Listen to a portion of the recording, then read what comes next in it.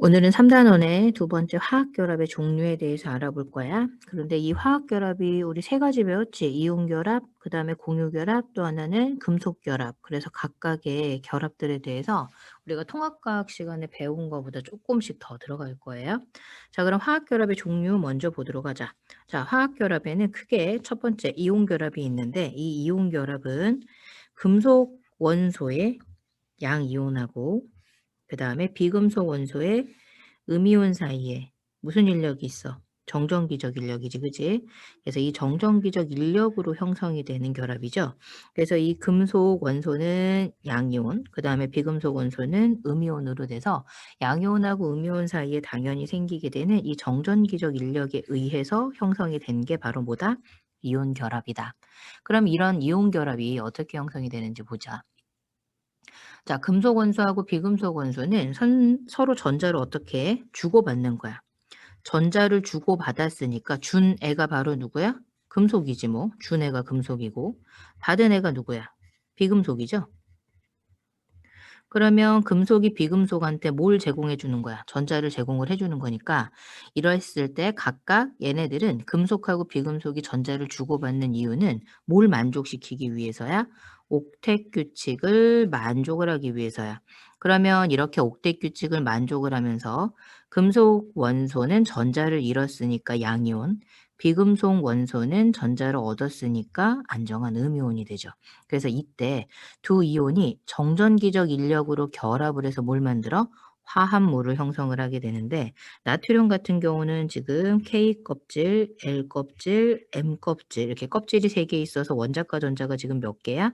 1개. 그러면 옥텟 규칙을 만족하려면 이 1개를 어떻게 하는 게 쉬워? 버리는 게 쉽지. 그래서 나트륨 이온이 됐을 때 자 Na 플러스가 되면서 껍질 하나가 어떻게 돼요? 줄어들죠. K 껍질하고 L 껍질밖에 없죠. 자, 그다음에 음이온 보도록 합시다. 음이온은 KLM 먼저 번호가 17인 염소 같은 경우는 이 나트륨은 11이지. 자, 염소 같은 경우는 껍질에 지금 전자가 원자과 전자가 모두 몇 개 있어? 7개가 있어. 이거 다 합해서 몇 개? 7개. 그러면 옥텟 규칙을 만족하기 위해서는 전자가 몇 개가 더 필요해? 1개가 더 필요하죠. 그 1개를 어디서 받아오면 돼요? 나트륨한테서 받아오면 돼요. 여기 있는 나트륨에 있는 전자를 누구한테 제공해 주면 돼? 염소한테 제공해 주면 되는 거지. 그래서 나트륨은 전자를 주어서 나트륨 이온이 되는 거고 염소는 전자 하나를 얻어서 염화 이온이 되는 거야. 그러면 Cl-가 돼서 얘네 둘 사이에 무슨 인력으로? 이온 결합은 무슨 인력? 정전기적 인력. 정전기적 인력에 의해서 형성이 되는 겁니다. 자, 그러면 이렇게 정전기적 인력으로 형성이 됐을 때 그럼 얘가 NaCl이 어떤 상태라는 거야? 화학 결합을 하는 건 왜 한 거야? 안정한 상태가 되기 위한 거잖아. 더 안정하다라는 뜻이잖아. 자, 그러면 지금 보면 알겠지만 얘네들이 Na가 Na 플러스가 됐을 땐 전자가 어디로 가야 돼? 나가야 돼. 어디로 나가야 돼 이게? 무한대까지 나가야 된단 말이야. 그럼 무한대까지 나가려면 에너지를 어떻게 해야 될까? 흡수를 해야 되지. 왜?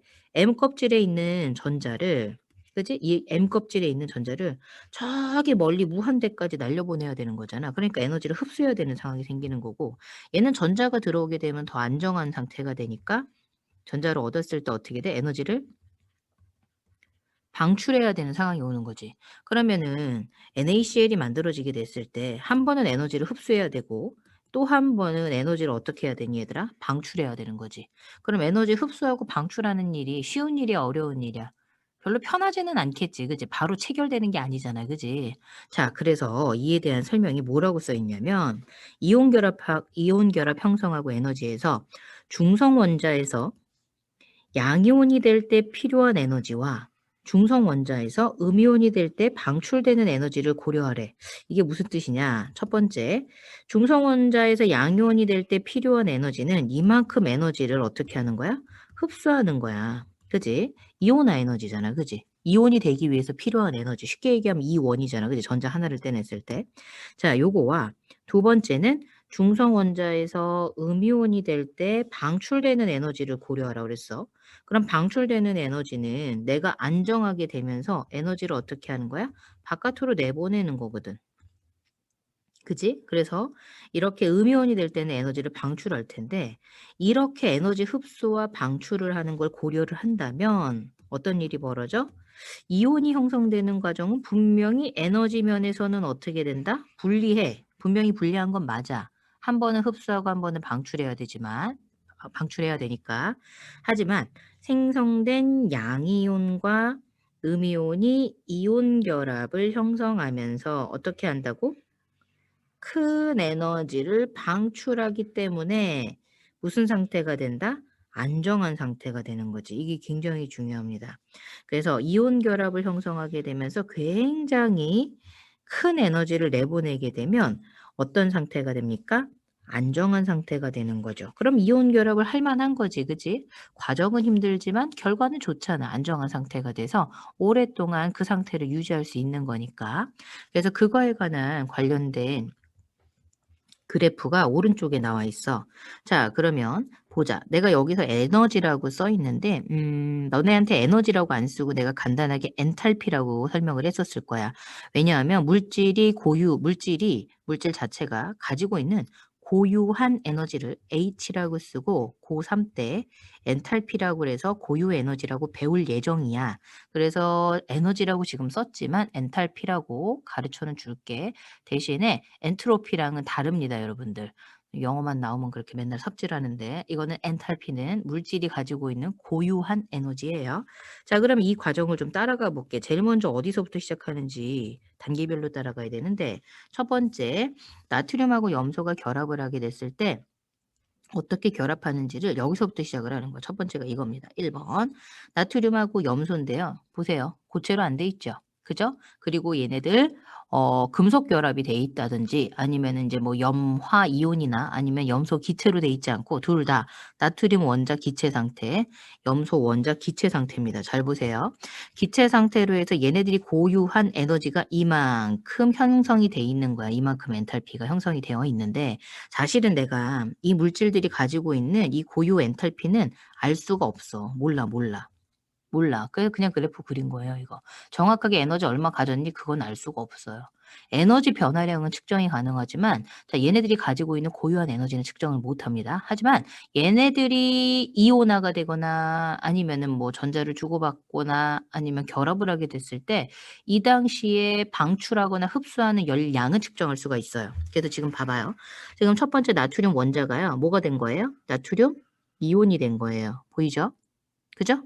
자, 그러면 나트륨이 나트륨 이온이 됐을 때 어떻게 됐어? 에너지를 흡수했네. 왜 흡수했느냐? 에너지를 가질 거잖아. 전자가 어디까지 가야 되니까? 멀리까지, 무한대까지 가야 되니까. 그래서 첫 번째는 에너지를 흡수한 거. 이게 그러면은 이온화 에너지였을 거야.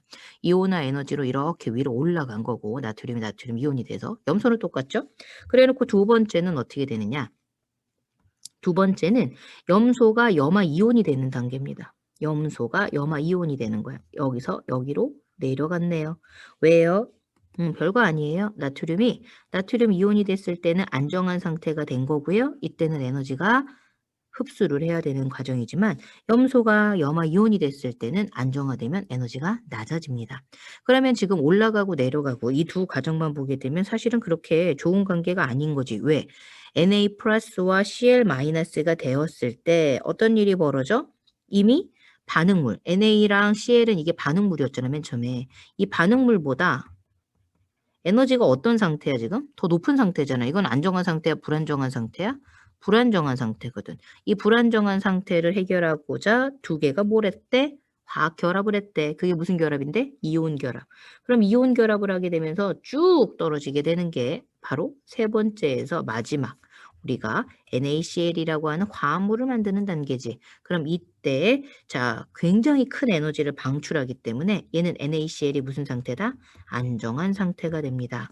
이렇게 안정한 상태가 되면서 자 어떻게 돼요? 에너지가 가장 어떤 상태예요? 낮은 상태잖아 지금. 그지? 여기가 지금 에너지가 제일 어떤 상태야? 낮은 상태지. 안정한 상태라고 하는 건 다른 말로 에너지가 어떻다? 가장 낮은 상태가 된다. 됐죠? 자, 그러면 얘네들이 이온 결합을 하게 됐을 때 이온 간 거리에 따른 에너지 변화에 대해서 알아봅시다. 자, 이온 간 거리에 따른 에너지 변화. 자, 지금 반발력에 의한 에너지 변화와 그다음에 인력에 의한 에너지 변화. 파란색하고 지금 초록색 그래프가 두 개 나와 있지. 그래서 이 빨간색 그래프는 파란색 그래프하고 초록색 그래프를 어떻게 한 거야? 더한 거야. 지금 보면 보자. A 지점, B 지점, C 지점에 이온 간의 거리를 나타내서 세 지점을 나타냈는데 A는 굉장히 거리가 멀어. 거리가 멀어서 이 A하고 B는 확연히 차이가 나는 게 B 같은 경우는 에너지가 굉장히 낮지만 A 같은 경우는 지금 보게 되면 그렇게 많이 낮지 않아. 왜? 아직까지는 크게 인력이 작용을 하긴 해도 두 이온이 결합할 만큼은 아닌 거야. 거리가 많이 떨어진 거지. 그래서 이온 간의 인력이 반발력보다 우세하여 거리가 가까워질수록 에너지가 점점 낮아지는 안정한 상태가 되는 겁니다. A는 아직 불안정한 상태예요. 자, 그래서 어떻게 되는지 볼게요. 위쪽에 있는 파란색이 이만큼 높이가 되고 아래쪽에 있는 초록색이 이만큼 높이가 됐죠. 그죠? 그래서 이 파란색만큼을 어떻게 한 거야? 뺀 값이야. 그지? 위에 있는 요 파란색만큼을 밑에서 빼면 이 빨간색 그래프 선이 나오는 거죠. 됐어요? 그래서 파란색과 그다음에 초록색에 있는 그 그래프를 합한 값이 이 빨간색 그래프입니다. 그래서 지금 왼쪽으로 가보면 좀 특이한 게 보이죠? 뭐냐? 여기가 C 지점, 여기가 B 지점, 여기가 A 지점이라고 했을 때 왼쪽으로 갈수록 반발력이 점점 어떻게 돼요? 커져요. 이온 사이의 거리가 가까울수록 지금 반발력이 커지고 있고 아래쪽에 있는 거 볼게요. C, B, A. 그러면 인력도 어떻게 되는지 봐봐. 지금 초록색 그래프 지금 아래쪽으로 쭉 내려가지. 그럼 절대값 크기를 보게 되면 얘도 마찬가지로 인력도 커지는 거야. 즉, 두 개의 전하를 띠는 물질 사이에 거리가 가까워지면 반발력도 커지고 인력도 같이 커져. 그런데 뭐가 차이가 나냐면 인력과 반발력이 커지는 건 맞는데 어느 값이 더 많이 커지느냐 이게 중요한 거야. 인력이 먼저 더 많이 커지느냐 반발력이 더 많이 커지느냐. 그런데 그게 어디를 기준으로 다르냐면 B점을 기준으로 다릅니다. B점이 뭐냐? 이온 간의 인력과 반발력이 균형을 이루는 곳이에요. 균형. 같다라고 그러지 않았어요. 인력과 반발력이 균형을 이룬다 그랬어요. 가끔 문제지 보면은 인력과 반발력이 같다. 선생님이 설명하실 때도 같다. 이렇게 표시하는데 사실 절대값으로는 같지는 않아요, 여러분들. 같지는 않은데 이걸 같다라고 하는 말을 쓰셨을 때는 균형을 이루고 있다. 평형 상태다. 이렇게 생각하시면 됩니다. 자, 그래서 이렇게 됐을 때 에너지가 가장 낮은 상태가 되는 거지. 안정한 상태. 그래서 에너지가 가장 낮은 상태로 되는 게 바로 B 지점으로 여기서 뭐가 형성이 됩니까? 이온 결합이 형성이 됩니다. 그럼 이렇게 이온 결합이 형성이 되게 되면 이때 과량의 에너지가 쭉 방출되게 되면서 에너지가 가장 낮아서 무슨 상태?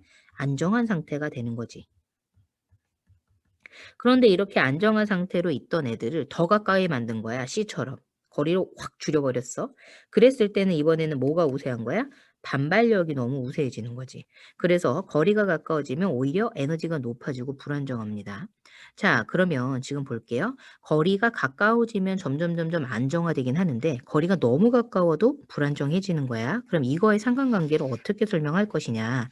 두 이온이 접근하면 인력이 커진다고 그랬지. 사실은 봐봐. 이온이 접근하면 반발력도 커지고 인력도 다 커져. 둘 다 커지고 있는 거야. 둘 중에 하나가 줄어드는 거는 아니란 말이야. 그런데 커지는 정도가 다른 거야. 뭐냐? B 지점까지. B 지점이 어딘가요? 여기죠. 그죠? 결합이 형성되는 이 지점이 있죠. 그죠? 결합이 형성되는 이 지점까지는 자, 결합이 형성되기 전까지는 인력에 의한 영향이 더 큰 거야? 반발력에 의한 영향이 더 큰 거야? 인력에 의한 영향이 더 큽니다. 그래서 인력이 더 많이 영향을 줘요. 자, 그런데 만약에 B 지점을 지나서 결합이 형성됐는데도 더 거리가 가까워지게 되면 자, 누구의 영향을 많이 받는 거야? 이번에는 반발력의 영향을 많이 받는 거야. 그래서 자, 내가 B 지점이 되기 전까지는 인력에 의한 영향, B 지점이 지나서 내가 결합이 형성됐을 때는 반발력에 의한 영향. 이 두 가지 영향에 의해서 그래프의 형태가 달라지게 된 겁니다. 인력의 영향을 많이 받았을 때는 어떻게 돼? 그래프가 전반적으로 아래로 내려가지, 그지? 근데 반발력의 영향을 더 많이 받았을 때는 그래프가 어떻게 돼? 올라가기 시작하지. 에너지가 많아지는 거지, 불안정해지니까. 그래서 인력의 영향만 받았을 때는 안정화돼서 에너지가 낮아지고 반발력이 커지게 됐을 때는 불안정해져서 에너지가 높아진다고 생각하시면 될 것 같아요. 됐나요? 그죠? 자, 넘겨서 145 페이지 봅시다. 자, 145 페이지 이온 결합 화합물의 구성 이온의 이름 암기인데 나는 선생님하고 일찍 수업했던 친구들은 이거 중학교 때 한 거지 고등학교 때 한 게 아니에요. 그죠? 보이면. 그죠? 근데 쪽팔리고 부끄럽겠지만 만약에 암기가 안 되어 있다. 암기 안 돼 있으면 어떻게 해야 돼? 암기가 안 돼 있으면 당연히 외워야지, 그지? 근데 나 이거 하나도 모르겠다. 정신 차리시고요. 이거 다 암기하셔야지 돼요. 당연한 거예요. 그래서 얘네들을 가지고 명명법에 맞추어서 이온결합 화합물 이름 붙이는 거 있었죠, 그죠? 앞에는 지금 다 뭐 써 있어요, 여러분들? 양이온 써 있는 거 보여요? Na 플러스, CO2 플러스, CO2 플러스, 칼슘 2 플러스, 철도 2 플러스. 그럼 나머지 뭐 마이너스 금방 채우지 뭐. 마이너스 2 마이너스, 2 마이너스, 2 마이너스, 2 마이너스 이런 식으로. 그래서 이온 결합을 할 때 앞에 양이온 일반적으로 뒤쪽에 음이온 이렇게 쓰게 되겠죠. 그래서 음이온 뒤에 양이온 이름을 붙이되 이온은 생략합니다. 염화칼슘 이거 이온이 아니잖아요. 그죠? 화합물이니까. 그래서 이런 식으로 해서 이름을 붙였는데 자, 얘네들 다 쓸 줄 알고 만들 줄 알아야 돼요. 자, 그래서 오른쪽에 플러스 문제 지금 풀어 보시고요. 보이죠? Q1, Q2, Q3. 그래서 요 세 가지 문제 다 풀어보시고 못 푼다. 그러면 상태가 심각한 거니까 반드시 아까 옆에 있었던 이온 이름들, 산화수 다 암기하도록 하세요. 자, 넘겨서 146 페이지 봅시다.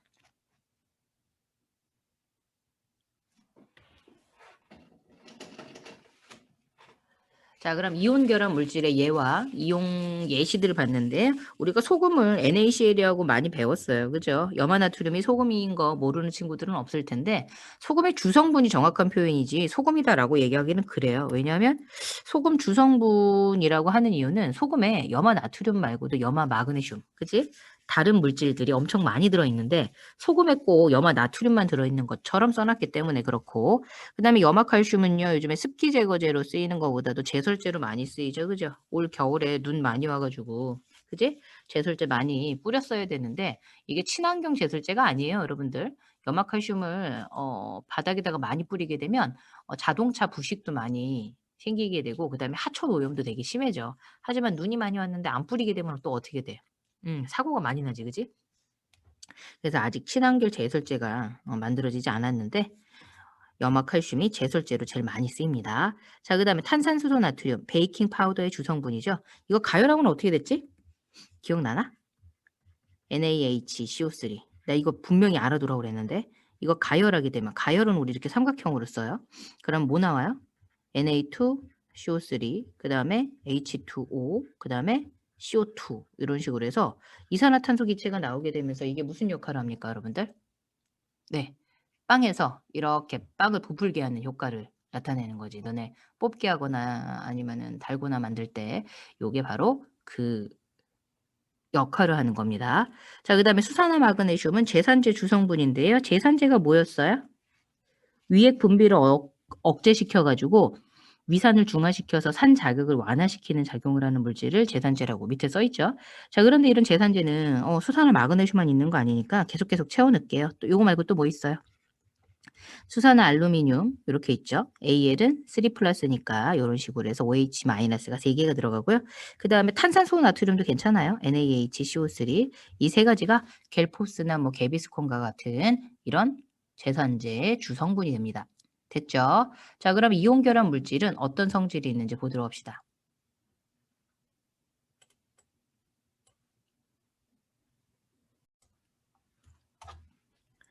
자, 이온 결합 물질의 성질들 봅시다. 이온 결합 물질은요.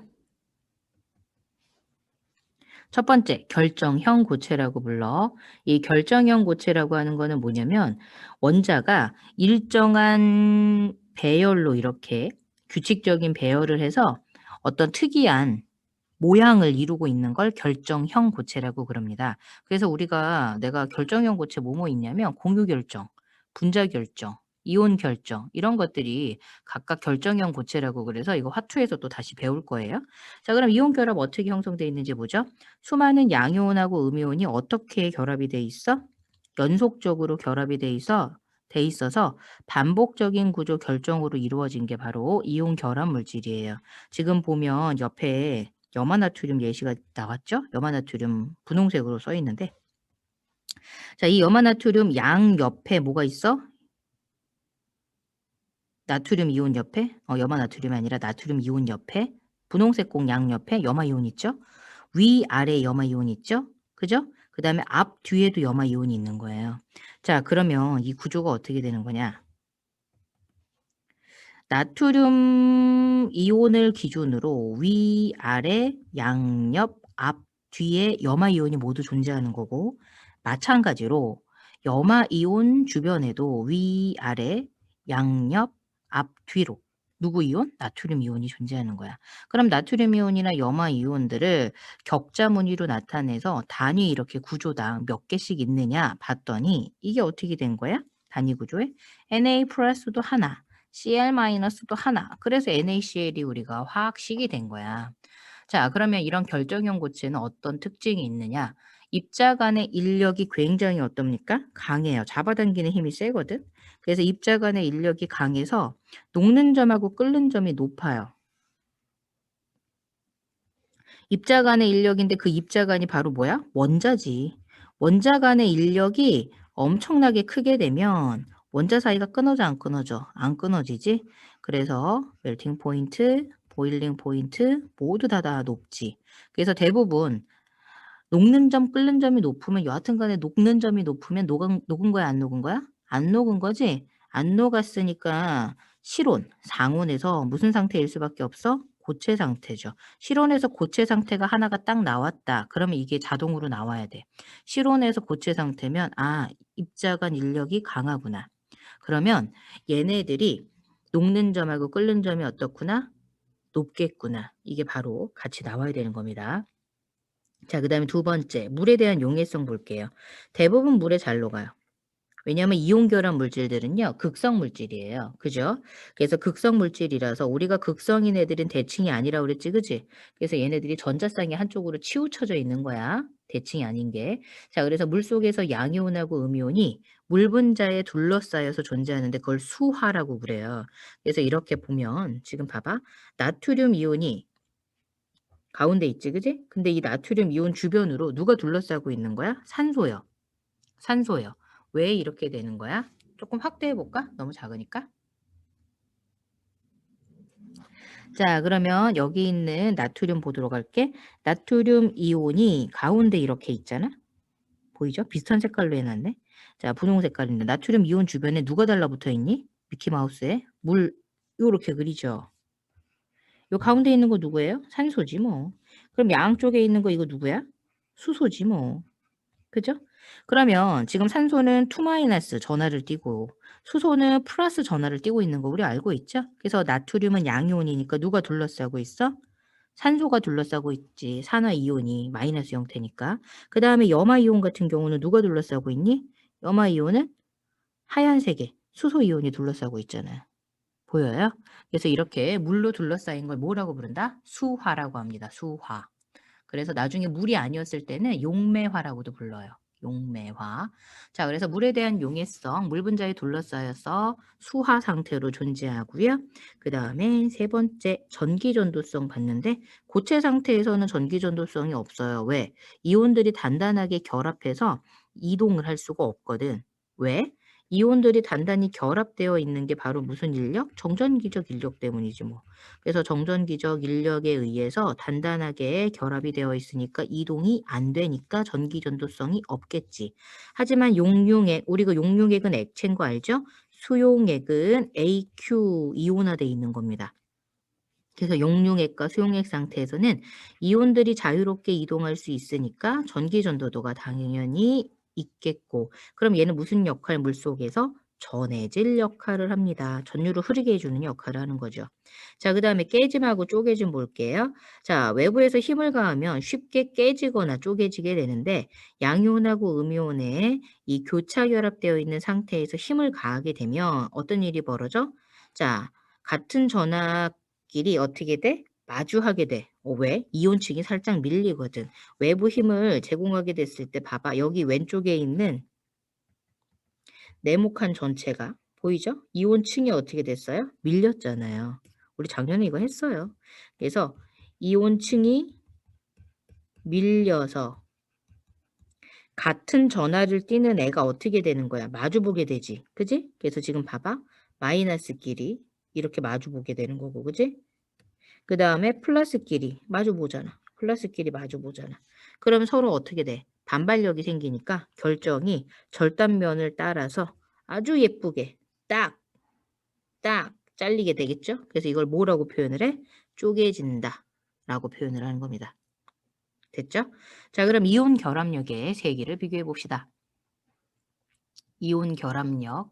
자, 이온 결합력이라고 하는 거는요, 양이온하고 음이온 사이에 정전기적 인력이 생긴다고 그랬잖아요. 그래서 물리 시간에 배운 전기력이 들어가는데 이 전기력이 바로 쿨롱 힘이에요, 여러분들. 그래서 쿨롱 힘, 태어나서 처음 보는 식은 아닐 거예요. 통합과학 할 때 나 미리 다 넣었던 식인데 나랑 안 했던 친구들은 많이 까먹었겠죠? 자, 안 배웠을 수도 있고 그래서 태어나서 처음 보는 식이지만 알아두세요. 물리하시는 친구들은 봤던 식입니다. 자, 그래서 쿨롱 힘이라고 하는 건 뭐냐면 양이온하고 음이온 사이에 작용하는 정전기적인 힘을 바로 쿨롱 힘이라고 우리가 정의를 하고요. 인력과 반발력이 있어요. 같은 전압끼리는 밀어내니까 청력이 되겠고 반발력. 그 다음에 다른 전압끼리는 끌어당기는 인력이 있겠지. 그런데 이 쿨롱 힘의 세기는 F는 R제곱분의 크크크기라고 내가 암기를 시키는데 K, Q1, Q2가 크크크기인데 Q1하고 Q2가 바로 뭐야? 밑에 써 있어. 이온 전하량이야. 플러스냐 마이너스가 중요한 게 아니라 크기, 절대값이 중요한 겁니다. 왜? 플러스랑 마이너스는 얘네들이 인력이냐 반발력이냐를 구분하는 기준인 거지 힘의 크기를 기준으로 잡는 게 아니니까. 그 다음에 밑에 있는 R값은 바로 뭐냐면 거리인데요. 거리 제곱에 관한 식이네요. 그죠? 그래서 거리 제곱에는 반비례하고 이온 전하량의 곱에는 비례하는 이런 식이 나옵니다. 자, 그럼 이온 결합력이 세다. 그럼 쿨롱 힘이 센 거예요, 여러분들. 그럼 쿨롱 힘이 세게 되면 당연한 거 아닌가요? 쿨롱 힘이 세면 안 떨어지겠지. 그러면 녹는 점이 어떻게 되겠어? 높아지겠지. 그래서 이온 결합력의 세기는 지금 첫 번째 뭐의 영향을 받아? 양이온과 음이온의 전하량의 영향을 받고 두 번째 이온 간의 뭐의 영향을 받아? 거리의 영향을 받아. 자, 그래서 뭐 식이 나왔기 때문에 뭐 따로 뭐 설명할 필요는 없지만 그래도 쓰기는 할게. F는 R제곱분의 K, Q1, Q2 두 개 전하량을 따로따로 넣었기 때문에 Q1하고 Q2가 나온 거예요, 여러분들. 그래서 Q1, Q2라고 했을 때 첫 번째 식을 이용한 게 바로 뭔가요? Q1하고 Q2 이용한 거죠, 그죠? 이게 첫 번째. 그래서 이온 전하량이 크면 결합력이 세네. 그럼 결합력이 세면 결국에는 뭐가 되는 거야? 녹는 점이 높아. 멜팅 포인트가 높단 말이지. 자, 두 번째, 이온 전하량의 같은 경우, 이거 같은 경우니까 이건 밑줄만 치자. 이온 전하량이 같은 경우에는 이온 간의 거리가 짧을 때 결합력이 셉니다. 그럼 이온 간 거리가 짧으면 다시 얘도 마찬가지로 녹는 점이 어떻게 된다? 높아질 것이다. 자, 그러면 그 예시가 나왔죠? 여러분들 이 예시 보고 반드시 확인하셔야 되는데 이게 잘 안 보입니다, 여러분들. MgO랑 NaF는 금방 보여요. 왜? 얘 2 플러스고 2 마이너스고 얘 플러스 마이너스니까 이온 전하량이 마그네슘이 나트륨보다 큰 게 금방 보이거든요. 그리고 지금 얘네들이 주기율표를 안 써놔서 그렇지 여러분들이 주기율표를 꼭 확인하셔야지 하는 이유가 있어요. 요거 다시 위에다 옮길게요. 주기율표를 왜 확인을 해야 되냐면 자, 주기율표 우리 그냥 한번 써보죠. 수소, 헬륨, 리튬, 베릴륨, 네온,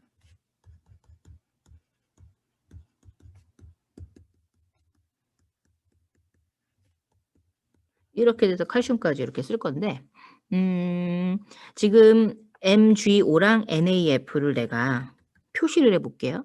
MgO 보이죠? NaF. 지금 보면 자 플러스 마이너스 요거를 빼놓고 마그네슘하고 나트륨 둘 다 3주기고 그지? 그 다음에 산소하고 플루오린 둘 다 몇 주기야? 2주기야. 그러면 얘가 3주기고 얘가 2주기니까 NaF 결합을 하나 MgO 결합을 하나 크게 원자의 무슨 거리가 차이가 나지 않지. 비슷하단 말이지. 비슷하단 말이야. 이온 결합력을 확인하기 위해서는 우리가 조건이 몇 가지가 있어? 두 가지가 있잖아. 그지? 거리하고 이온 사이의 거리랑 그다음에 전하량이 있는데 너네 마음대로 전하량도 다르고 그다음에 거리도 다른 거는 구분을 우리가 할 수가 없어서 둘 중에 하나는 비슷한 걸 맞춰줘야 돼. 얘네 둘의 지금 전하량 사이의 관계를 알아보려면 전하량 사이의 관계를 알아보려면 거리는 최소한 조금 어느 정도 맞춰줘야지. 완벽하게 다르지 않게. 1주기, 2주기랑 3주기, 4주기 이렇게 맞춰버리면 그지? 힘들다라는 거야. 뭔 말인지 알겠어?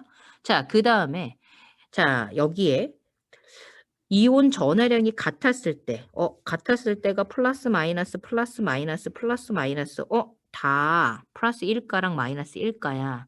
그러면 여기서는 뭐가 차이가 나는지 봐봐. 염소는 지금 다 똑같은 상태다. 염소 다른 색깔로 칠할게. 염소 여기 있잖아. 그지? 몇 쪽이야? 17쪽이야.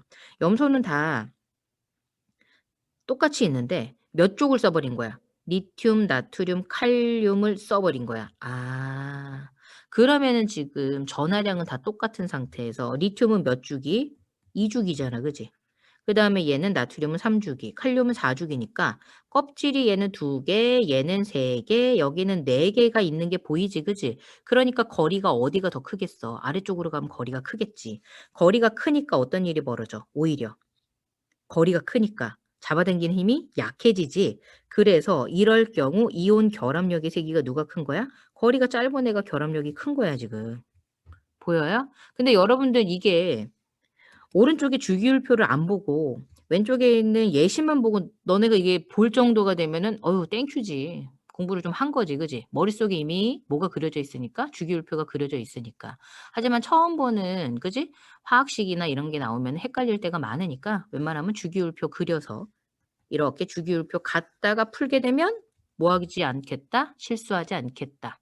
몰라서 틀리는 게 아니라 실수를 줄이는 게 나는 목표다. 몰라서 틀려갖고 오는 거는 혼나야지. 공부를 안 한 건데, 그지? 자, 그럼 이온 결합력과 녹는 점 확인해 보자. 이온 결합력이 크면 녹는 점하고 끓는 점은 어때요? 당연히 높아요. 왜? 이온 결합력이 커서 안 끊어지니까요. 그래서 지금 봅시다. 첫 번째는요. 이온 결합력을 봤을 때 NaF, NaCl, NaBl 이거 쉽겠다. 왜? 이거 17쪽인 게 눈에 보이거든. 그지? 그러면 이온 간 거리가 점점 어떻게 되고 있어?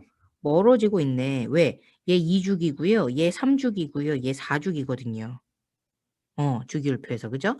그럼 거리가 멀어졌더니 녹는 점이 어떻게 됩니까? 오히려 작아지죠. 많이 작아졌네요. 996, 801, 747도. 그래서 밑으로 내려갈수록 녹는 점이 쭉쭉 내려가는 게 보이고요. 자, 그 다음에 이번에는 산소가 똑같은데 마그네슘, 칼슘, 바륨. 와우. 이온 간의 거리가 점점 어떻게 되고 있어? 마그네슘, 칼슘, 바륨으로 갈수록 점점 갈수록 어떻게 돼? 커지고 있지, 그지? 주기가 다른데, 그지? 자, 그래서 이온 간 거리가 커졌더니 얘도 녹는 점이 어떻게 됩니까? 점점 낮아지는데, 웃기네. 뭐가 웃겨? 지금 이온 간 거리 비슷한 애 하나 비교해 볼게. 누구 있어? 이온 간 거리가 비슷한 애. 아까 240 있다. 그지? 비슷한 거 대충 잡아보자. 산화칼슘 있고 그 다음에 235 되면 와우 플루오린 화 나트륨 있네.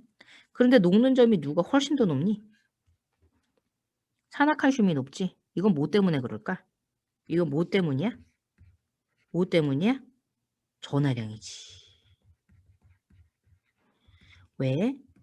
얘는 전하량이 2 플러스 2 마이너스인데 얘는 플러스 마이너스잖아. 그러니까 전하량이 크니까 지금 얼마야? 2배도 넘네. 그지? 3배쯤 되겠다. 3배쯤 거의. 됐나요? 그래서 이온 결합력과 녹는 점, 끓는 점을 우리가 확인을 하려면요. 뭘 봐야 돼요? 두 가지요. 첫 번째는 양이온하고 음이온의 전하량, 두 번째는 이온 간 거리, 영향. 요 두 가지를 보셔야지 됩니다. 자, 그럼 이온 결합 물질의 녹는 점에 해당하는데 그럼 모든 애들이 이렇게 완벽하게 들어맞느냐? 그건 아니다. 그래서 그건 아니니까 뭘 찾아볼 것이다? 자, 예외를 쳐다볼 것이다. 오른쪽에 147 페이지 중간에 있는 거 하나만 보도록 합시다. 예시만 보면 돼요. 자, 염화 마그네슘 있죠? 왜 MgCl2는 안 하나요? 요게 조금 애매해. 봐봐. 그다음에 Al2O3도 봐봐. 아까 내가 NaCl 했을 때 801도였고 MgO가 2825도라고 그래서 내가 플러스 마이너스보다 2 플러스 2 마이너스가 훨씬 더 어떻게 돼? 녹는 점이 높다라고 했거든. 이온 간의 거리보다 전하량이 훨씬 더 우세하게 영향을 미칩니다. 자, 그럼 Mg는요. 애매하죠? 얘는 2 플러스고 얘는 마이너스거든요. 그리고 이온 간 거리가 253인데 714야. 아, 이상하지? 2 플러스면 조금 더 높을 것 같은데 그렇지도 않고 얘가 3 플러스고 2 마이너스가 됐을 때 와, 전하량 크잖아요. 그래서 엄청 클 것 같은데 사실은 MgO보다는 어떻고? 작고 거리도 훨씬 더 가까운데. 그지? 그러면 이게 무슨 뜻이냐?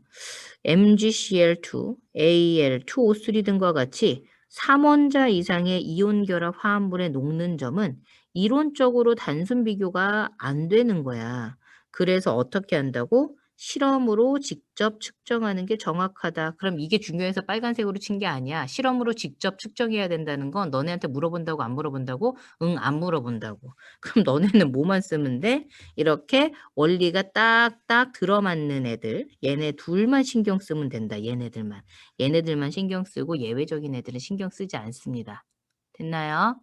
네, 여기까지 하고 이온 결합 끝났으니까 조금 쉬었다가 뒤쪽에 공유 결합 들어갑시다.